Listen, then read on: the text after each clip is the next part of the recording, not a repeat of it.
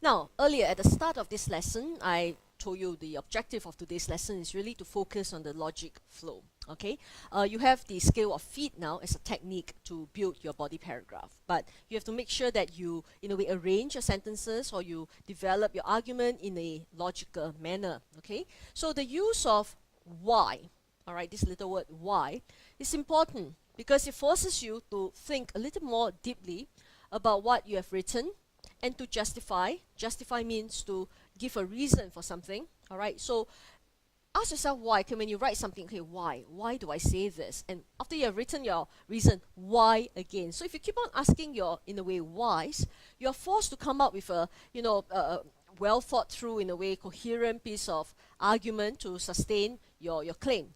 So can you identify all the ways, all right, in which logic has been used as a way to persuade the reader in the piece of essay on unconventional homes?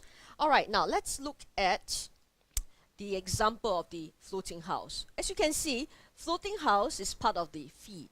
All right, it's just a example feed. All right, so you cannot just say in your essay, okay, I'm going to tell you about an example, and the example is the floating house, and full stop, and that's the end of your paragraph. You can't do that. You have to, in a way, elaborate and tell us a little bit more about this example of the floating house. So you might want to ask yourself, why do people live in a floating house? So why live in it? Think about all the reasons that people might live in a floating house. Okay, so as suggested in the essay, okay, they work around environmental challenges. Now remember the thing about global warming, so rising sea level, floods, and even possibly tsunamis and earthquakes. So floating house may help us, counter these environmental challenges. And what's more, it's cool, it's an alternative lifestyle that's different from land living. So these are the possible reasons why. Okay, so it gives us a little bit more details as opposed to just stating an example. Oh, example, the floating house, which I think many of you are inclined to do, which is why you do not score as well as you could have for your essay writing. Okay, give examples but elaborate. Okay, so do not be content to stop here. Again, I can see that many of you, okay, happy, stop here, because the floating house enables us to work around challenges. It's an alternative lifestyle. Okay, but consider the topic at hand.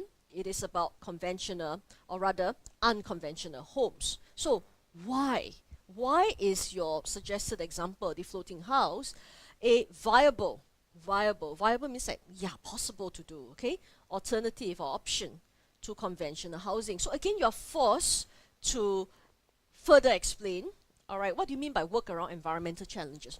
What do you mean by alternative lifestyle? So give us a little bit more details, okay, in terms of working around environmental challenges. Well, the floating house rises with the floodwaters, can withstand earth movements, seismic movements of earthquakes to some extent, all right? Plus, it also protects the coastal land by acting as a barrier, so protecting the houses further inland, all right? Alternative lifestyle, you may want to elaborate further. It's cool, like I said, it's different. Not many people own one, so I'll be very unique or something. So I choose to live the lifestyle I want, and besides, I love the water. I love to live next to the sea. So various, in a way, reasons that you can give further you can give, okay? So by asking, as you can see, consistently, why again? You are forced to elaborate. That's how you get a substantive paragraph. So do not be content with just stating, for example, this, and then you move on to the next paragraph, or you just move on to another example. Please make sure you elaborate on the example in a very logical way to persuade the reader.